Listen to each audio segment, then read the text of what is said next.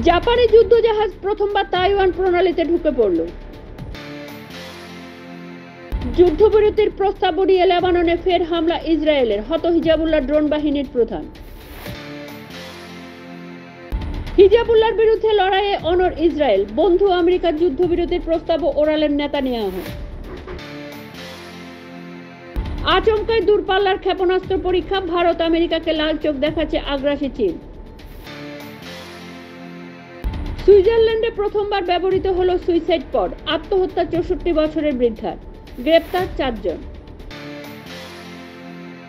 জম্মু ও কাশ্মীরে বিধানসভা ভোট মিটলেই শুরু হবে পাক অধিকৃত কাশ্মীর দখলের কাজ, দাবি যোগীর। 2 স্থায়ী কমিটির শীর্ষে তৃণমূলের কীর্তিদোলা, বিরোধ বিজেপির সঙ্গে। 100 পুলিশ কর্মী নেমেছিল খোঁজে, ভোপালে 3 দিন পর পাশের ফ্ল্যাটের ট্যাঙ্কে মিলল নাবালিকার দেহ। 6 বছরের শিশুকে অপহরণ করে ধর্ষণ, 70-এর বৃদ্ধ দোষী সাব্যস্ত, 20 বছরের কারাদণ্ড দিল আদালত। সন্তানের মঙ্গল কামনায় জলে নেমে বিহারে তলিয়ে গেলেন 36 শিশুসহ 46 জন, ক্ষতিপূরণ ঘোষণার নীতিশের।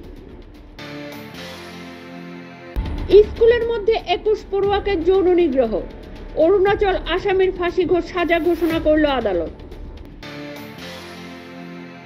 মন্দিরের ভিতর যৌন হেনস্থা নাবালিকাকে, তামিলনাড়ুতে সত্যরাধ্য পুরোহিতকে গ্রেপ্তার করল পুলিশ।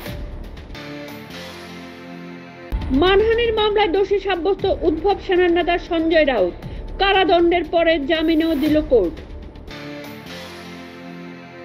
শৌচাগারে কালঘুম ময়না তদন্তের তোড়জোড়েই মাঝে উঠে বসলেন মত্ত যুবক, ভিডিও প্রকাশ্যে।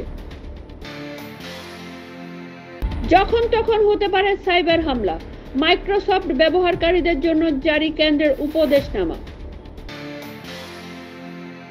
বেঙ্গালুরুর তরুণীকে খুনের পর দেহ 30 টুকরো করে ফ্রিজে রেখেছিলেন, উড়িষ্যায় মিলল অভিযুক্তের দেহ।